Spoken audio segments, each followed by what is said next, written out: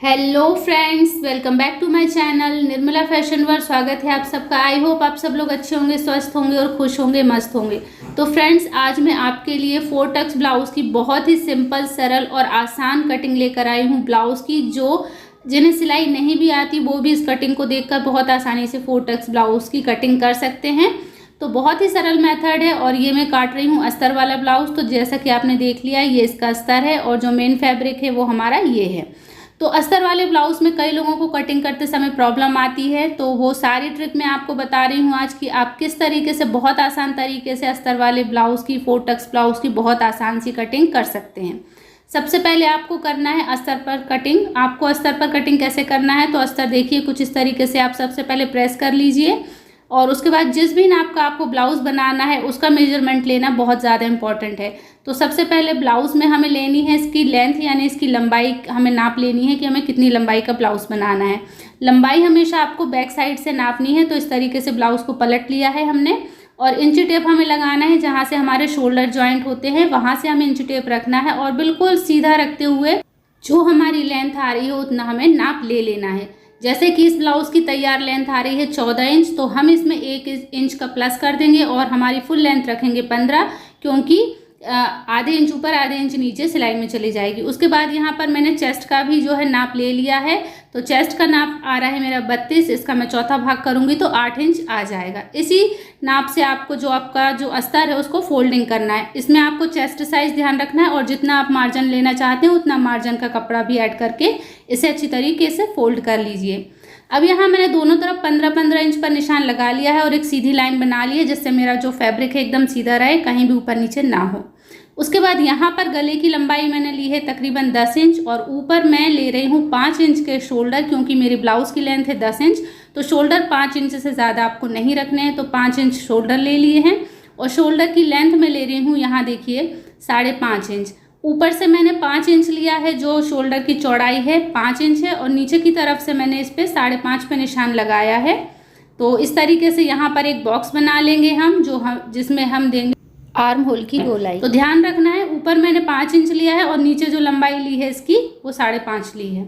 उसके बाद गले पर मैं 2.5 इंच पे निशान लगाया है ऊपर से और नीचे लगा रही हूँ मैं तकरीबन 2.5 से 3 इंच पे लगा रही हूँ नीचे में, क्योंकि नीचे मुझे जो है थोड़ा सा गला जो है फैलाव वाला चाहिए, इसलिए ऊपर से मैंने 2.5 इंच लिया है और नीचे 3 इंच पर निशान लगा के यहाँ पर एक बॉक्स बना लिया है इस तरीके से।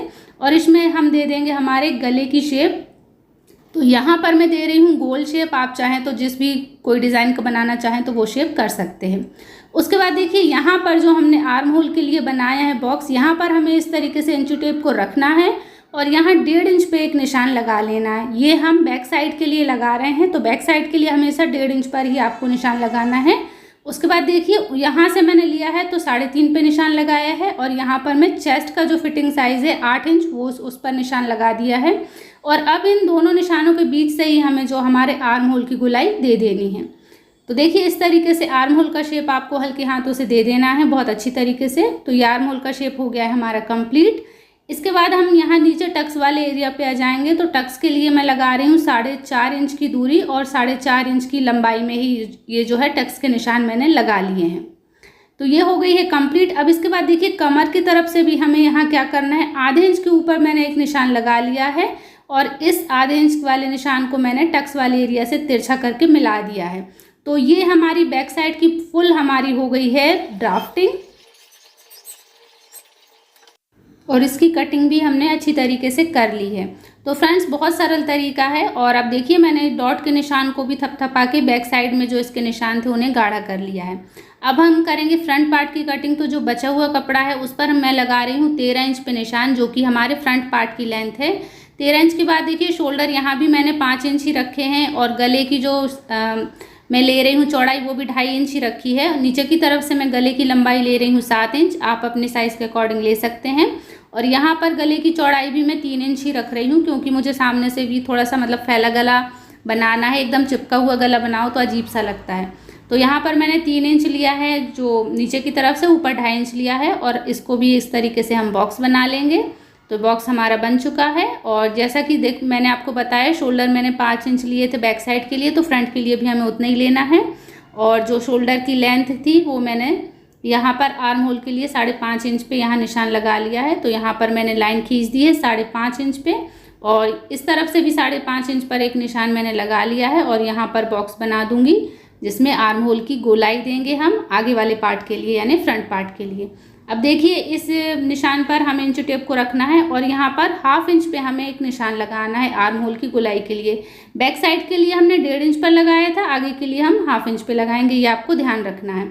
और सेम वही प्रोसेस करना है। 8 इंच पे हमें यहाँ निशान लगाना है, ऊपर 3.5 इंच पे, और इन दोनों के बीच में हमें यहाँ पर गोलाई का शेप बना देना है कुछ इस तरीके से। तो देखिए हमारे गोलाई का शेप बन चुका है आर्म होल का, और गले का भी निशान मैंने लगा दिया है। अब यहाँ पर हमारी डॉट का जो निशान है वो मैं लगा रही हूँ, तो वो मैंने 5 इंच की दूरी पे लगाया है और दोनों तरफ मैंने 1-1 इंच का इसमें मार्जिन लिया है, यानी 2 इंच की मैंने डॉट लगाई है टोटल। और ये दोनों तरफ की जो हमारी डॉट है उसको तिरछा करके हम मिला देंगे इस तरीके से। और जो मैंने इस डॉट की दूरी रखी है वो 5 इंच रखी है, ध्यान रखिएगा आप। तो ये हमारी जो मेन डॉट है हो गई है बिल्कुल कंप्लीट तैयार। अब इसके बाद हम लगाएंगे जो हमारी गले की तरफ से जो डॉट लगती है उसे। तो सबसे पहले 1/2 इंच ऊपर मैंने एक निशान लगा लिया है और यहाँ से हल्का सा गोलाई शेप दे दिया है, जैसे कि हम कटोरी वगैरह में देते हैं। तो ये मैंने दे दिया है शेप, ये आपको भी देना बहुत ज़रूरी है। उसके बाद इन दोनों के बीच का हम सेंटर निकाल लेंगे, ये जो दूरी है, और उसके बीच में जो हमारी सेकंड डॉट है उसे हम लगाएंगे। तो ये आप 2.5 इंच तक की दूरी पर लगा सकते हैं, बहुत ही ईजी आसान तरीका है। इन दोनों के बीच में आपको डॉट लगानी है, ध्यान रखना है। तो बहुत आसान तरीका बता रही हूँ। अब देखिए ये जो हमारी जहाँ से हम फिटिंग करते हैं उस तरफ की भी हमें एक डॉट लगानी होती है। तो उसके लिए भी हमें दोनों को क्या करना है, 5 इंच की दूरी पे हमें डॉट लगानी है और 5 से 5.5 इंच की लंबाई पर ही ये डॉट लगानी है। बहुत ही सरल तरीका है, आपको कोई परेशानी नहीं होगी। आपको आर्म होल की तरफ से 5 इंच पे निशान लगाना है और इसकी दूरी भी तकरीबन 5 से 5.5 इंच ही रखना है। और उसके बाद देखिए नीचे का जो शेप है हल्का सा हमें गोलाई दे देना है, जिससे जो हमारा शेप है वो बहुत ही परफेक्ट बनकर तैयार होगा। अब ऊपर हमें आर्म होल की तरफ डॉट लगाना है, तो उसका भी बहुत आसान तरीका है। ये जो दूरी है 5 इंच पे है हमारी डॉट की, तो ऊपर वाली जो है उसे भी हमें 5 इंच की दूरी पे ही रखना है। तो पहले आप निशान लगा लीजिए इस तरीके से 5 इंच का। उसके बाद आर्म होल की तरफ से आप निशान लगा लीजिए तकरीबन 3.25 या 4 इंच पे, और इस निशान को इस तरीके से मिलाते हुए 2.5 इंच की दूरी पर, मतलब 2.5 इंच की लेंथ में ये आप डॉट लगा लीजिए। तो बहुत इजी तरीका है, जिन्हें सिलाई नहीं भी आती है वो भी बहुत आसानी से समझ सकते हैं इस डॉट वाले ब्लाउज़ को बनाना। तो बहुत सिंपल सरल तरीका है। और अभी तक चैनल को आपने सब्सक्राइब नहीं किया है तो जल्दी से निर्मला फैशन वर्ल्ड को कर लीजिए सब्सक्राइब। ऐसे ही प्यारे प्यारे कटिंग स्टिचिंग के वीडियो पाने के लिए बैक नेक डिज़ाइन, ब्लाउज़ कैसे बनाएं, सारी आपको जो है टेक्निक मैं इसमें बताऊंगी। तो देखिए दोनों पार्ट हमारे कटिंग करके हो गए हैं तैयार, और कितनी बढ़िया इनकी शेप आई है। अगर आपके कोई क्वेश्चन हो तो आप वो भी मुझसे पूछ सकते हैं। अब यहाँ पर हम कर रहे हैं हमारे बेल्ट की कटिंग। तो बेल्ट के लिए मैंने एक तरफ से 4.5 और दूसरी तरफ से 4 इंच पे निशान लगाया है और इस तरीके से एक लाइन बना ली है हल्की सी तिरछी। अब इसमें हम एक मेथड यूज़ करेंगे जिससे जो हमारी बेल्ट की शेप है बहुत अच्छी आएगी। तो जो हमने फ्रंट पार्ट की कटिंग की थी ना, उस शेप को हमें इस तरीके से इस पर रखना है। जो 4.5 और 4 इंच का निशान है दोनों से हमें मिला देना है इस तरीके से। और जो शेप हमने फ्रंट पार्ट पे बनाया था हल्का सा गोलाई देते हुए, वही शेप हमें हमारे जो बेल्ट में है उसमें भी बना लेना है, हल्का हल्का सा गोलाई देते हुए। सेम आपको यही प्रोसेस करना है। इससे क्या होगा, जब आप बेल्ट जॉइंट करेंगे अपने पार्ट पर तो बहुत अच्छी तरीके से इसकी फिटिंग आएगी और कहीं भी एक्स्ट्रा फैब्रिक इसमें नहीं आएगा। तो देखिए लाइन दिख रही है ना आपको, इसमें एक्स्ट्रा फैब्रिक जो भी होगा वो निकल जाएगा। कई लोग क्या करते हैं स्ट्रेट ही कटिंग कर देते हैं और उसके बाद ब्लाउज़ की जो फिटिंग है ख़राब हो जाती है। तो ये बारीक चीज़ें, छोटी छोटी टिप्स आपको कोई नहीं बताता। तो ये आपको मिलेंगी सिर्फ मेरे चैनल पर, निर्मला फैशन वर्ल्ड पर। और अगर आपके कोई कमेंट है तो आप वो भी मुझसे पूछ सकते हैं। जैसे कि अलग अलग चेस्ट साइज़ के हिसाब से हम जो है टक्स की लंबाई, लेंथ, उसकी मार्जिन कितना ले, ये बहुत लोगों के मन में क्वेश्चन होता है कि अलग चेस्ट साइज़ में जो डॉट क्या अलग अलग हिसाब से लगानी चाहिए। तो ये अगर आपके क्वेश्चन है तो आप मुझे ज़रूर कमेंट करिए, मैं इस पर एक फुल वीडियो बना दूंगी जिससे आपको जो सारे डाउट हैं एकदम क्लियर हो जाएंगे। तो देखिए हमारी बेल्ट की भी एकदम परफेक्ट शेप वाली कटिंग हो चुकी है और पूरी कटिंग हमारी हो गई है तैयार। इस तरीके से अगर आप कटिंग करेंगे तो आपके ब्लाउज़ में बहुत ही मस्त फिटिंग आएगी और एकदम परफेक्ट फिनिशिंग के साथ आपका ब्लाउज़ बनेगा। तो ये हमारी हो गई है अस्तर वाली कटिंग। अब हमारा जो मेन फैब्रिक है उस पर हम इसे रखकर भी कर लेंगे हमारे मेन फैब्रिक पर कटिंग। तो ये मेन फैब्रिक है हमारा। तो सबसे पहले हम बैक पार्ट की कटिंग करेंगे। तो बैक पार्ट के लिए इसको हम देखिए मोड़ के रख लेते हैं इस तरीके से।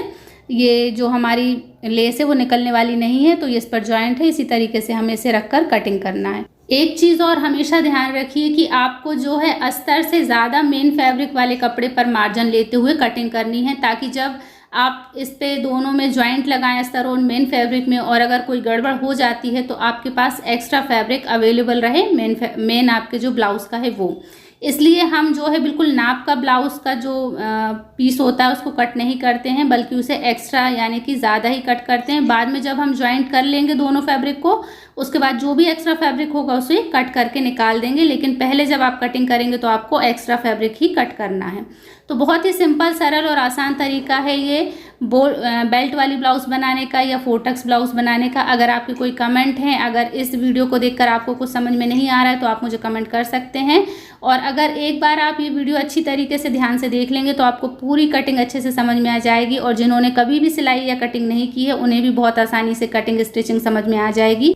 तो देखिए मेरे जो ब्लाउज़ की कटिंग हो गई है एकदम तैयार। और अगर आप इसका स्टिचिंग का वीडियो देखना चाहते हैं तो प्लीज़ नेक्स्ट वीडियो ज़रूर देखिएगा, क्योंकि मैं इसका स्टिचिंग का वीडियो डालने वाली हूँ। साथ ही अगर आप लॉन्ग स्लीव्स की कटिंग भी देखना चाहते हैं तो उसका वीडियो भी मैं डालूंगी, तो ज़रूर देखिएगा। ये प्यारी प्यारी कटिंग स्टिचिंग की वीडियो देखने के लिए आप चैनल को ज़रूर सब्सक्राइब कर लीजिए। वीडियो अच्छी लगी हो तो प्लीज़ एक लाइक ज़रूर कीजिएगा और शेयर भी कीजिएगा। Thank you for watching this video.